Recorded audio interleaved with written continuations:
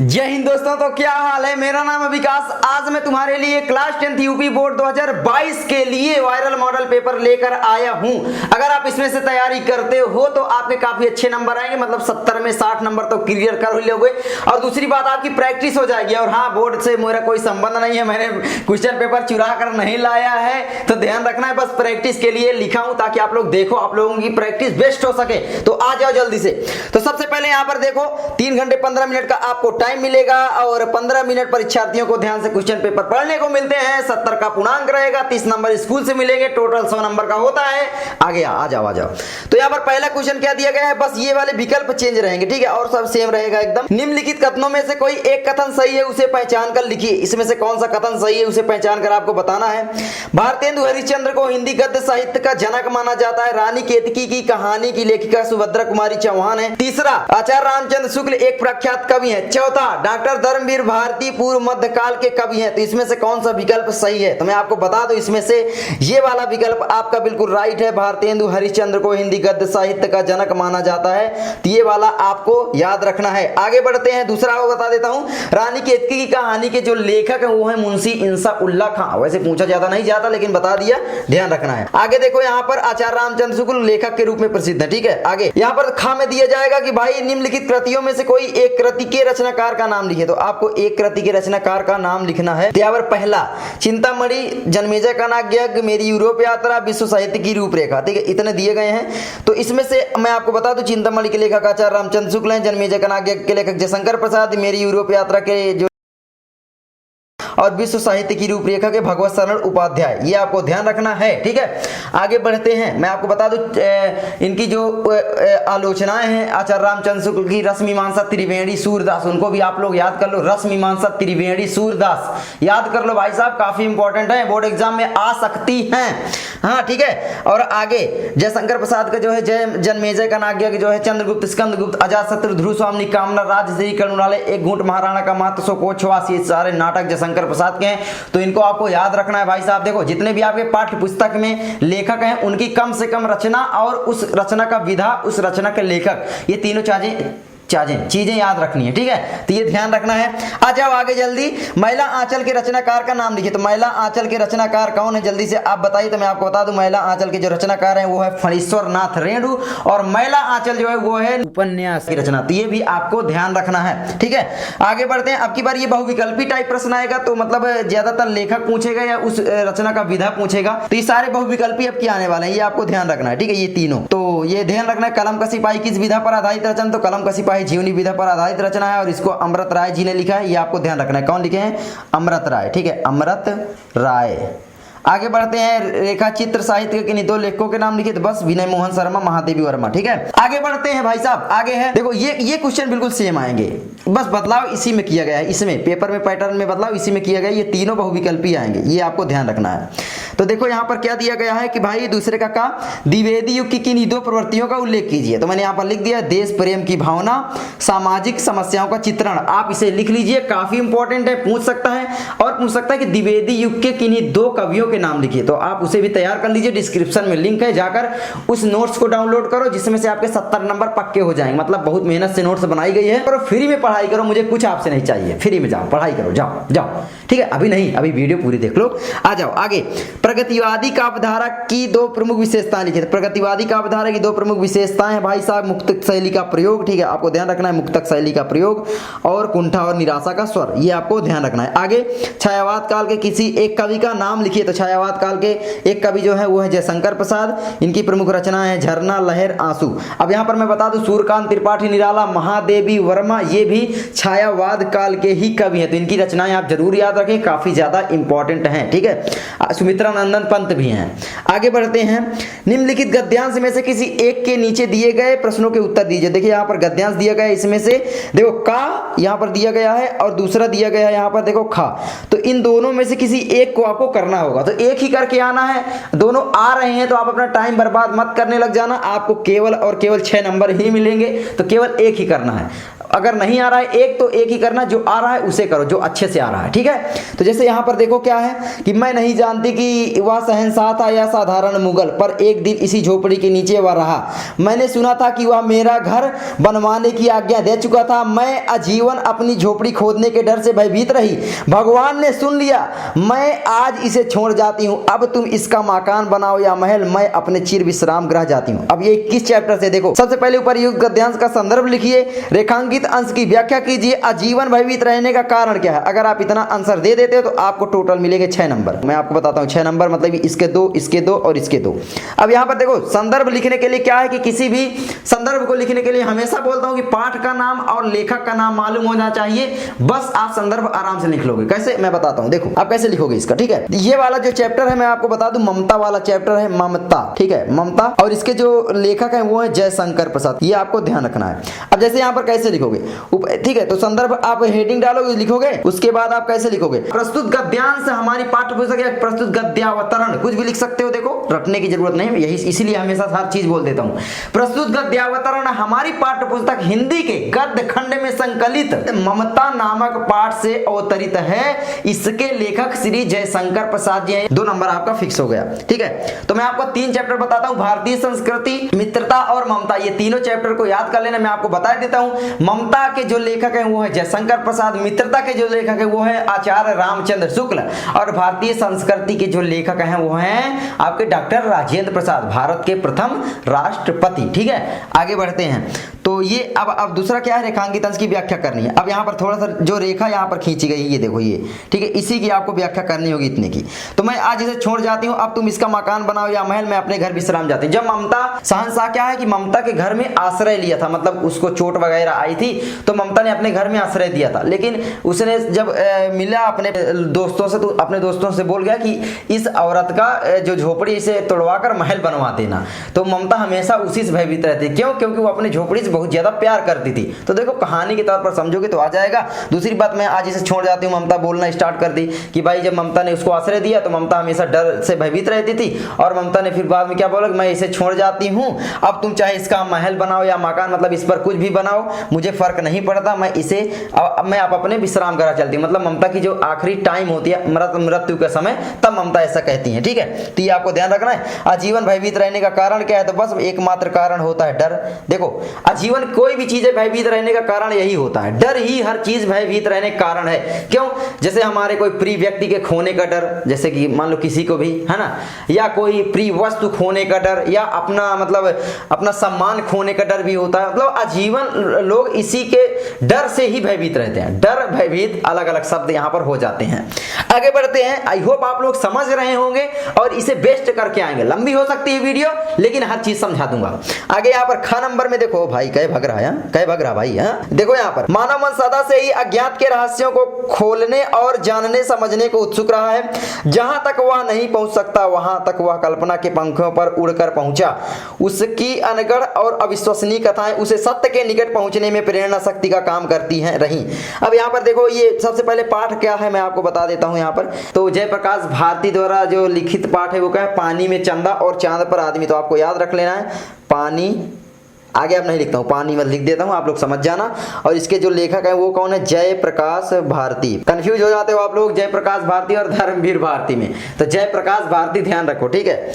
आगे तो उपयुक्त गद्यांश का संदर्भ आराम से लिख दोगे, प्रस्तुत गद्यावतरण या प्रस्तुत गद्यांश हमारी पाठ्य पुस्तक हिंदी के गद्य खंड में संकलित पानी में चंदा और चांद पर आदमी नामक पाठ से अवतरित है। इसके लेखक जयप्रकाश भारती जी हैं, ठीक है। ये आपको ध्यान रखना है। रेखांकित अंश की व्याख्या कैसे करोगे आप लोग, देखो जो यह रेखा की गई है इसी की व्याख्या आपको करनी है। 2 नंबर इसका मिल जाएगा, बिल्कुल सरल ही है, ठीक है। थोड़ा बढ़ा चढ़ा कर लिख दोगे तो कोई दिक्कत नहीं होती, आराम से नंबर मिल जाते हैं। तो यहाँ पर देखो, अनगढ़ और अविश्वसनीय कथाएं उसे सत्य के निकट पहुंचने में प्रेरणा शक्ति का काम करती हैं।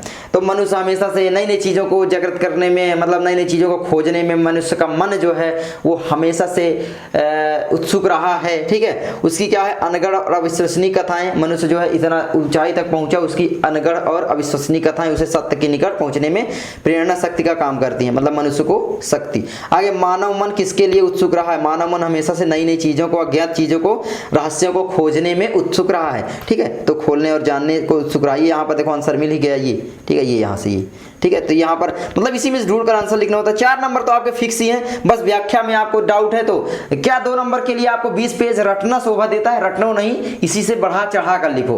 इसीलिए मैं मॉडल पेपर लेकर आपके लिए आ रहा हूं ताकि आपकी जो प्रैक्टिस है वो बेस्ट हो सके भाई साहब, और कुछ नहीं। अगर नहीं देखना जिसे तो वो ना देखे, जिसे गलत कमेंट करना है वो करता है, मैं जानता हूं। तो भाई जबरदस्ती कोई नहीं है, मैं वीडियो डालता हूं, अगर आपका मन है तो देखो, ठीक है, अच्छा लगता है तो। और लाइक कर देना अगर अच्छा लगता है प्लीज, ठीक है, बोल रहा हूं लाइक कर देना, चैनल पर नए सब्सक्राइब कर देना, शेयर कर देना। और इस मॉडल पेपर की लिंक भी डिस्क्रिप्शन में मिल जाएगी, जाकर डाउनलोड करके पढ़ाई करो, सब कुछ फ्री में दे रहा हूं इस समय।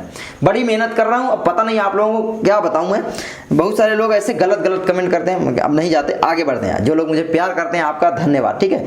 आगे चौथा देखो यहाँ पर क्या दिया गया है, निम्नलिखित पद्यांश में से किसी एक पद्यांश की संदर्भ सहित व्याख्या कीजिए। आपको पद्यांश की संदर्भ सहित व्याख्या करना। फिर वही कि भाई इसमें क्या होता है, शीर्षक नाम, तो इसमें आपको शीर्षक का नाम मालूम होना चाहिए। शीर्षक नाम, तो शीर्षक नाम इसका क्या है आप बताओ। रानी मैं जानी अजानी, पावी पाहन होते कठोर दियो है, राजा हूँ काज अकाज न जाने कहूँ। ये देखो बिछड़ी कैसे प्रीतम लोग जियो हैं, मतलब ये कौन सा किसमें से है आप लोग जान रहे होंगे, जब श्री राम जी को वनवास हुआ था तब का है ये। तो उस शीर्षक का नाम क्या था, वन पथ पर, तो आप लिख दोगे वन पथ पर, ठीक है, पथ पर, ध्यान रखना वन पथ पर हो गया। और इसके जो कवि हैं, यहाँ पर लेखक नहीं होगा, कवि होगा। कवि कौन है, तुलसीदास, गोस्वामी तुलसीदास।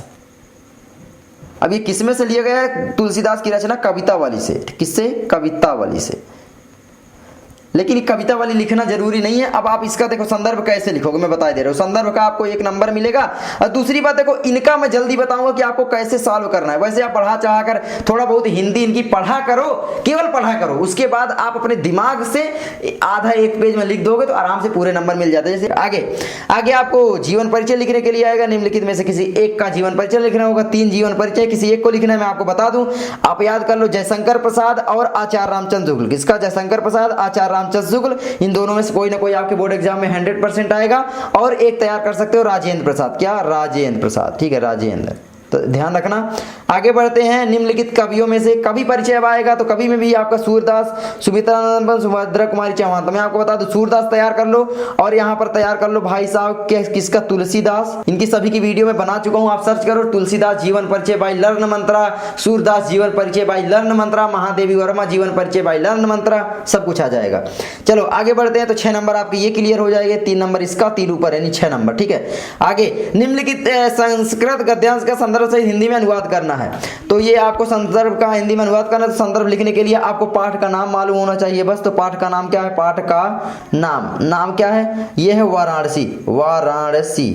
तो आप कैसे लिखोगे संदर्भ, प्रस्तुत संस्कृत पंक्तियां हमारी पाठ्य पुस्तक हिंदी के संस्कृत खंड में संकलित वाराणसी नामक पाठ से अवतरित हैं। बस सिंपल, 1 नंबर कंप्लीट, ठीक है। वाराणसी और भारतीय संस्कृति, इन दोनों चैप्टर से अनुवाद जरूर तैयार कर लेना, इन्हीं में से आता है ज्यादातर, मैंने देखा है। तो प्लीज मैं हमेशा बोलता हूं तैयार करो भाई साहब, 4 नंबर लेने हैं। तो वैसे 4 नंबर क्यों, 3 नंबर है ना अनुवाद के लिए। आगे तो ये एक आपका श्लोक आएगा। तो भाई साहब श्लोक का भी आप अनुवाद दोनों में से किसी एक को ही करना होता है वैसे। तो इस श्लोक का संदर्भ और अनुवाद करना होगा, तो इसमें भी आपको 4 नंबर मिलेंगे, ठीक है। अगर ये आए तो इसको कर लेना, अगर ये आए तो इसको कर लेना। तो आपको ध्यान रखना है कि मैं अनुवाद 3 सबसे इंपॉर्टेंट बताया हूं। पहला आपका सर्वे भवन्तु सुखिनः, सर्वे सन्तु निरामया, सर्वे भद्राणि पश्यन्तु मा कश्चित् भाग् भवेत्। और एक क्या है, एक मुझे भूल गया, ठीक है। हाँ, इसमें से देखो मैंने हिंट ले पा गया, अब बताता हूं। बंधनम मरणम वापि जयो वापि पराजय, उभयत्र समो वीरा, वीर भाव ही वीरता। बंधन हो या मरण हो, जीत हो या हार हो, इन दोनों परिस्थितियों में वीर हमेशा वीर ही रहता है, यानी वीर भाव को ही वीरता कहते हैं। और बस आगे बढ़ते हैं, ठीक है। आई होप आप समझ रहे होंगे। खा में आपका 2 नंबर का ये आएगा। तो प्रश्नों के आपको उत्तर देना होगा संस्कृत के। तो सिंपल है भाई, 4 में से कोई 2 करने होंगे, तो 2 के 2 नंबर आपको मिल जाएंगे।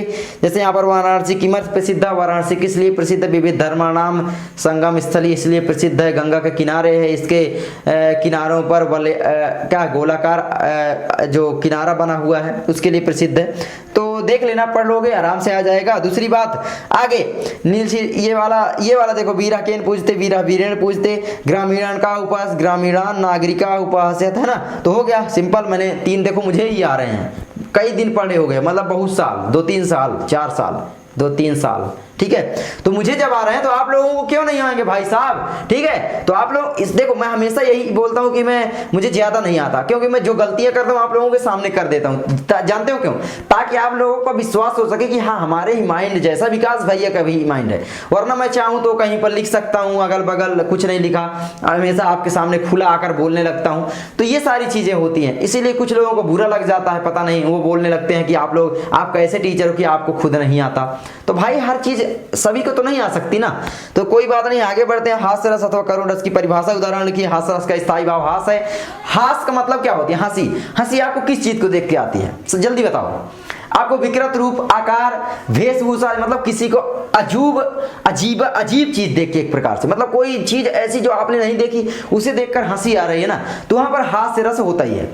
तो हास्य रस का स्थायी भाव हास है। जब किसी अजीब रूप, आकार, वेशभूषा आदि को देखकर हृदय में जो हंसी का भाव उत्पन्न होता है वही हास कहलाता है। यही हास नामक स्थायी भाव जब विभाव, अनुभाव एवं संचारी भावों से पुष्ट होता है या संयोग करता है, तब हास रस की निष्पत्ति होती है। तो हास रस का जो आप उदाहरण लिख सकते हो, क्या लिख सकते हो? तो नाना वाहन नाना वैसा, वी से शिव समाज ने देखा, बस सिंपल।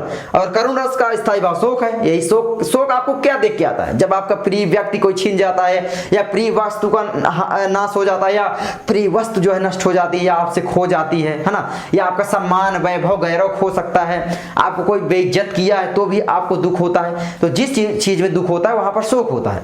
शोक का मतलब ये तो सिंपल है यार, ठीक है। तो शोक है, तो क्या है कि करुण रस का, करुण का मतलब है दुख, दुख का मतलब है शोक। तो करुण रस का स्थायी भाव शोक है। यही शोक नामक स्थायी भाव जब विभाव, अनुभव, संचारी भावों से पुष्ट होता है तब करुण रस की निष्पत्ति होती है। तो करुण रस का जो उदाहरण है, मणि खोई भुजंग सी बजन्नी फंसा पटक रही थी शीश, अंधी आज बनाकर मुझको किया न्याय तुमने जगदीश। इसको याद कर सकते हो। आगे उत्प्रेक्षा उपमा अलंकार आप तैयार कर लो। अब मैं नहीं बताऊंगा। उपमा का अलंकार का मतलब होता है तुलना करना, और उत्प्रेक्षा का मतलब होता है संभावना प्रकट करना। जब दो वस्तुओं के बीच में तुलना की जाती है वहां पर उपमा अलंकार होता है। जब दो वस्तुओं के बीच में संभावना प्रकट की जाती है वहां पर उत्प्रेक्षा अलंकार होता है। मैंने समझाया था, वीडियो सर्च कर सकते हो। सोठा और रोला छंद में क्या होता है कि भाई ये 4 चरण, सोठा छंद मैंने यहाँ पर बताया है। अगर आए दोनों तो आप लोग प्लीज सोठा छंद की परिभाषा ही लिखना, क्योंकि रोला छंद में कई जगह पर मैंने देखा क्वेश्चन बैंक में भी मतभेद है, गलतियां हैं। कोई बोलेगा 8 चरण है, कहीं पर लिखा होता 4 चरण है, तो एग्जामिनर कंफ्यूज हो सकते हैं। ये सारी चीजें आपको कोई नहीं बताता होगा, लेकिन मैं ध्यान देता हूँ, छोटी छोटी गलतियां आपकी तो बता देता हूँ। तो यहाँ पर सोठा छंद की लिखना अगर आए, अगर नहीं आता है तो फिर आप रोला की ही लिख देना, ठीक है। मैंने आपको वीडियो प्रोवाइड किया है पहले ही, आप लोग सर्च कर सकते हो। सोठा रोला छंद बाई लर्न मंत्र, जितने भी हिंदी के टॉपिक हैं सारे मेरे वीडियो वायरल हैं। तो यहाँ पर सोठा छंद में 4 चरण होते हैं, या दोहे का उल्टा होता है, या अर्ध सम्मात्रिक छंद है। इसके प्रथम एवं तृतीय चरण में 11-11 मात्राएं तथा द्वितीय और चौथे चरण में 13-13 मात्राएं होती हैं, ठीक है। उदाहरण के लिए जो सिमरत सिद्धि होई गणनायक करिवर वदन करऊं अनुग्रह सोई बुद्धि राशि सुगुण सदन। तो ये है। आगे निम्नलिखित उपसर्गों में से किन्हीं 3 के मेल से एक शब्द बनाना है आपको। तो पहला यहाँ पर दिया गया आ के मेल से, तो आ से अन्याय हो गया, अन्याय, आ में न्याय जुड़ गया, अन्याय हो गया, मतलब उसका जस्ट अपोजिट हो गया, ठीक है। अनुकरण, अपकार, बहुत सारे हैं। अप शब्द, पशब्द ना होगा, आप शब्द ना होगा, क्योंकि पशब्द कोई ऐसा शब्द नहीं है। आज से जैसे कोई अनुसरण हो सकता है, अनुसरण शब्द होता है, ठीक है। ऐसे मतलब तैयार कर लेना। अनु से अनुसार, अनुग्रह, अनुशासन, अनुमान, बहुत सारे हो सकते हैं। सु से मतलब यार देखो 2 2 4 6 में से कोई आपको केवल और केवल 3 करने हैं और 3 नंबर पा जाओगे, तो आराम से आते रहेंगे। आप लोग इसे नहीं पढ़ोगे तो भी बस ध्यान रखना है, क्योंकि मैंने देखा बहुत सारे बच्चे इन सबको बहुत हल्के में ले लेते हैं और एग्जाम में गलतियां हो जाती हैं, फिर उनको मालूम ही नहीं चलता कि प्रत्यय क्या है, उपसर्ग क्या है। मैंने देखा है मेरे साथ जो पढ़ाई कर रहे थे, तो आपको ध्यान रखना है, ठीक है। आगे बढ़ते हैं। निम्नलिखित में से किन्हीं 2 प्रत्ययों का प्रयोग करके एक शब्द बनाइए। तो एक शब्द आपको बनाना है बस। आई महंगाई, लिखाई, गवाई, सहनाई, ता बड़कपनता, महानता, कठिनता, वा पहनावा, लिखावा, गवावा, चरावा, त्वा ममत्व, करत्व, विवित्व, वट, हट, गर्माहट, चहचहाट, लिखाहट। देखो यार मतलब एक सांस में बता दे रहे हैं, आपको भी आ रहा होगा, तो कमेंट करो जल्दी जल्दी। आगे बढ़ते हैं। आगे आपका निम्नलिखित में से किन्हीं 2 के समास विग्रह को करना है। अब की मैं बता दूं आपको, केवल और केवल क्या पढ़ना है? द्वंद्व समास, द्वंद्व, ठीक है। द्वंद्व, अरे यार द्वंद्व कैसे लिख गया, चलो द्वंद्व और द्विगु, ठीक है। द्विगु, ये दोनों समास पढ़ने हैं। अब द्वंद्व में क्या होता है? जैसे माता पिता, खरा खोटा, ठीक है। माता पिता, खरा खोटा, दाल भात, ऐसे मतलब समझ रहे हो, ठीक है। तो ये हो गया आपका द्वंद्व समास। द्विगु का मतलब होता है जहां पर अंक दिए होंगे, चौराहा, तिमाहा, चौमासा, ऐसे, ठीक है। शताब्दी, ठीक है, ऐसे 100 वर्षों को शताब्दी कहते हैं, आप जानते हो। तो ये ऐसे, तो बस यही दोनों आएंगे, आराम से आप कर लोगे। जैसे इसमें आप पहचान के बताओ द्विगु समास कौन सा है, यहाँ पर त्रिभुवन द्विगु समास है, आराम से बता दोगे, क्योंकि 3 भवनों का समूह या समाहार। महान है आत्मा, ये तो आपका हो गया महात्मा, ये आपका कर्मधारय बहुब्री, कर्मधारय समास है, लेकिन ये तो तैयार नहीं करना क्योंकि अब की बार कटा गया है आपके सिलेबस से। यशोधन, चंद्रशेखर, चौराहा, देखो यहाँ पर चौराहा भी आपका कौन सा समास हो, द्विगु समास हुआ, ठीक है। तो ये आप लोग समझ रहे हो, यहाँ पर द्वंद्व समास नहीं दिया गया था, लेकिन अब की बार द्वंद्व और द्विगु ही आएगा, तो आराम से कर लोगे यार। मतलब 6 में से कोई आप क्या 2 नहीं कर पाओगे, आराम से कर लोगे यार, ठीक है, क्योंकि 2 ही अब की बार समास आएंगे। आगे बढ़ते हैं, निम्नलिखित में से किन्हीं 2 शब्दों के तत्सम रूप लिखना है। तत्सम रूप, दूध का हो गया आपका दुग्ध, ठीक है, क्या हो गया दुग्ध, और यहाँ पर मक्खी का मच्छिका हो गया, लिखा ही है। कुआं का कूप हो गया, कूप बोलते हैं कुआं को। भाप को वाष्प हमेशा बोलते हैं ना, जलवाष्प, तो यही वाष्प, जो आपकी ओस पड़ती वही वाष्प, ठीक है। आगे निम्नलिखित में से किन्हीं 2 शब्दों के 2 पर्यायवाची शब्द लिखिए। तो ये आराम से आ जाएंगे, बस आपको केवल पढ़ना है पहले। अगर आप एक को पढ़े नहीं रहोगे तो आपको कंफ्यूजन क्रिएट करेगा, इसीलिए मैं बोलता हूँ डिस्क्रिप्शन में जो लिंक है सभी चीजें मैंने वहां पर लिख कर दे दी है आपको फ्री में, तो जाकर पढ़ाई करो। मेरा कोई फायदा नहीं है आप फ्री में डाउनलोड करोगे तो, बस आप लोगों का फायदा ही मेरा फायदा है, बस मैं यही समझ रहा हूँ, आपकी हेल्प करना ही मेरा फायदा है। आगे बढ़ते हैं, निम्नलिखित में से किन्हीं 2 शब्दों के 2 पर्यायवाची शब्द लिखना है। पक्षी के जैसे हो गया, पखेरु भी बोलते हैं पक्षी को, नभचर भी बोलते हैं, बहुत सारा होता है, और जो होते हैं कमेंट करो जल्दी जल्दी, ठीक है। पतंग भी बोलते हैं। आगे आंख का जैसे अच्छी बोलते हैं, क्या होता है अच्छी, अच्छी, लोचन, लोचन भी आंख को बोलते हैं, अरे यार लोचन, और क्या बोलते हैं, नेत्र भी बोलते हैं, तो ध्यान देना, ठीक है। आगे आकाश, आकाश को नभ, अंबर, आसमान, अंतरिक्ष, शून्य भी बोलते हैं। आगे जननी, जननी को क्या बोलते हैं, माता भी बोलते हैं, मातृ भी बोलते हैं, माँ भी बोलते हैं। आगे गज, गज का क्या बोलते हैं, यहाँ पर गज को बोलते हैं, गज मतलब हाथी होता है, तो गज का मतलब हो गया, अरे यार ये क्या हो गया भाई, ओ भाई मारो मुझे मारो। हाँ, तो यहाँ पर आप मेरा पता है क्या बिगड़ गया था, कभी कभी इतना दिमाग खराब हो जाता है। देखो यहाँ पर गज का मतलब क्या होता है, गज का मतलब होता है आपका हाथी, ठीक है। हाथी का मतलब क्या होता है, इसको बोलते हैं कुंजर, ये वाला एक दोहा में पढ़ा था, कुंजर को कर का काम के कुंजर, ऐसे कुछ था, कुंजर, ठीक है। तो ध्यान रखना है, कुंज ये जा है, ठीक है। आगे बढ़ते हैं, आगे आपका निम्नलिखित में से किन्हीं 2 में संधि कीजिए और संधि का नाम लिखिए। अब की बार केवल और केवल यड़ संधि आएगी, क्योंकि 10th में केवल और केवल 2 संधि थी, यड़ संधि और दीर्घ संधि। अब की बार दीर्घ संधि हटा दी गई है, उड़ा दी गई है, तो अब की बार केवल यड़ संधि आएगी, और क्या नहीं कर पाओगे, 4 में से कोई 2 करने हैं, 2 नंबर लो ले गए, और यड़ संधि ही आएगी, तो बस यड़ संधि तैयार कर लो। यड़ संधि में होता क्या है कि भाई दूसरा शब्द बन जाता है, जैसे ये यड़ संधि है, कैसे, सु और आगतम मिलकर क्या बनाएगा, स्वागतम। अब देखो हुआ कहां से यहां पर आ गया, स्वागतम, कैसे आया बताओ, हुआ कहां से आया, ऐसे अगर शब्द बन जाएंगे तो उसको बोलेंगे यड़ संधि। दूसरी बात, आप लोग थोड़ा बहुत पढ़ोगे तो आपके दिमाग में भरा रहेगा, भाई शब्द रहते हैं पहले से, ये तो आप लोग को जानते हो, तो आराम से कर लोगे। गुरु आदेशा, ये भी यड़ संधि, क्यों गुरुवादेशा हो जाएगा, तो यहाँ पर वावट हो जाएगा, यानी गुरुवादेशा, गुरुवादेशा, ये भी यड़ संधि हुई।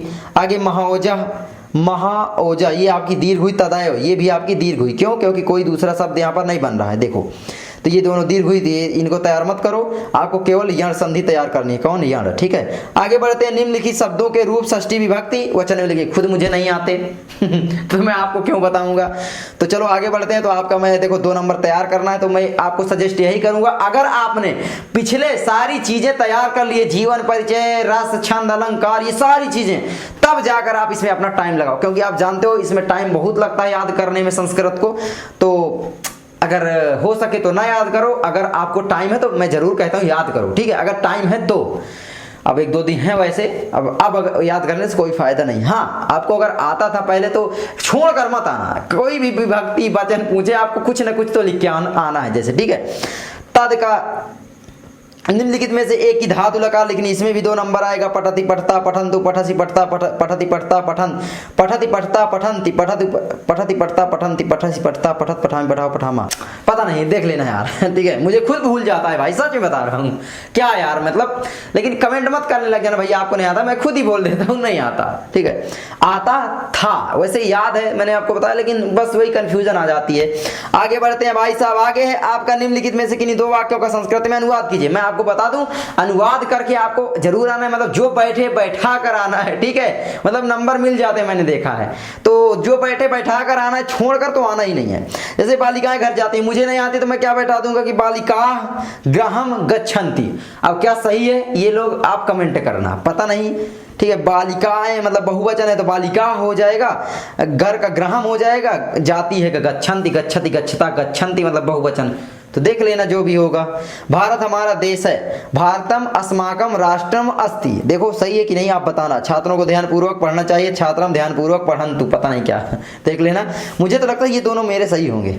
आगे बढ़ते, तुम अपना कर्तव्य करो, तुम स्वकर्तव्यम कुरु, ऐसे कुछ होगा, ठीक है। अब देख लेना, सर्च कर करके तैयार कर सकते हो, वैसे याद करो करे रहोगे तो कोई नहीं। आपको अनुवाद आना चाहिए तभी कर पाओगे, क्योंकि जरूरी नहीं है कि यही आपके बोर्ड एग्जाम में आ जाएंगे, मैं ये हमेशा से बोलता हूं, ठीक है। आगे बढ़ते हैं, निम्नलिखित विषयों में से किसी एक विषय पर निबंध लिखिए। आपको प्रदूषण पर मैंने बोला ही था कि आपको याद करना, देश प्रेम पर मैंने बोला ही था, मोबाइल से होने वाले दुष्परिणाम, परिश्रम ही सफलता की कुंजी है। तो ये दोनों देखो फंस गए आपके बोर्ड एग्जाम में। मतलब देखो, प्रदूषण नारी शिक्षा पर तैयार कर सकते हो, प्रदूषण देश प्रेम, ठीक है, विज्ञान, इन तीन चार चीजों पर अगर तैयार करे रहोगे तो आपको कोई रोक ही नहीं सकता 6 नंबर पाने से। और मैं बता दूं, निबंध याद करने की चीज नहीं है, आपको केवल और केवल जैसे कि उसके बारे में लिखना होता है, उसका कारण क्या है, निवारण क्या है, उससे होने वाले लाभ क्या है, नुकसान क्या है, इतनी चीजें आप लिख दोगे तो आराम से आपका आ जाएगा।